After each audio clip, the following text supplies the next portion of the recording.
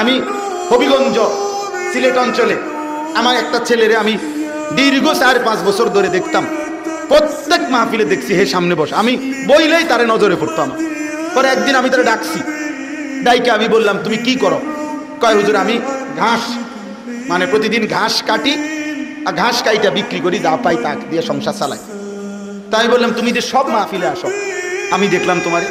কয় হুজুরের যখনই আপনার কোনো পোস্টার দেখি আমি তখন এই ঘাস কাটার টাকা থেকে একটু একটু টাকা জমাই, কয়টা টাকা জমাইয়া গাড়ি ভাড়া মিলাইয়া রাখি, আপনার ওয়াজ শুনতে যাবো। তাই বললাম যে মাশাআল্লাহ। তো আমি বললাম যে তো আর কিছু কইবানি? কওদের আমার জীবনের একটা স্বপ্ন আছে, বানিয়াচং হবিগঞ্জ তার বাড়ি। আমি বললাম কি স্বপ্ন কও? আমি 10 টাকা 50 টাকা করে জমাইতেছি, আল্লাহ যদি আমারে কোনোদিন তৌফিক দেয় আমি আমনের আমরা এলাকায় দাওয়াত দিয়ে নিমু, ওয়াজ করাবো। পরে আমি বললাম ওহন দাঁড়া, ওহন ডেট লো, এখন নাও ডেট, আজকে তোমারে ডেট দিলাম, হাদিয়া দিতে হবে না, আমি দিমু তোমার, এটা তোমার মাহফিলের সান্দা আমি দেবো, ও আজ টেহা লাগতো না, তুমি যাও, তুমি আয়োজন করো, যেখানে কও তুমি, তোমার ঘরে হোক উডানে হোক, আমি ওখানে ওয়াজ করব। আমি বলছি আমি যাবো, ডেট দিলাম, যাও।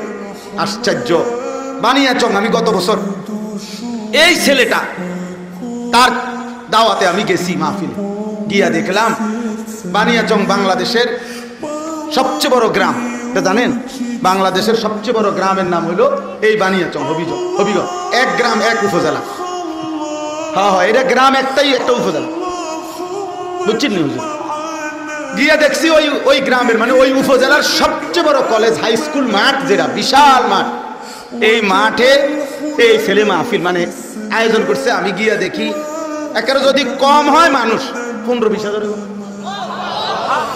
স্টেজে যদি একেবারে না হয় হুজুর 300-400 হুজুর হইব। হুজুর খেলাফত মজলিসের যিনি কেন্দ্রীয় আমির, এই যে দেওয়াল ঘড়ি মার্কার যে খেলাফত মজলিস, উনি বসা পাশে, ওনার বাড়িতে বানিয়েছে বড় বড় হুজুর সব। তাই বললাম কিরে কারবারটা কি জানেন, কার মাঝে হুজুরের কইছি তো আমার আইয়া এলাকা আমার আর দৈত্য দিছে না, সব আলে মোলামা পাবলিক মিল্লা এই মাহফিলে এত বড় বানাই ফেলছে। তাই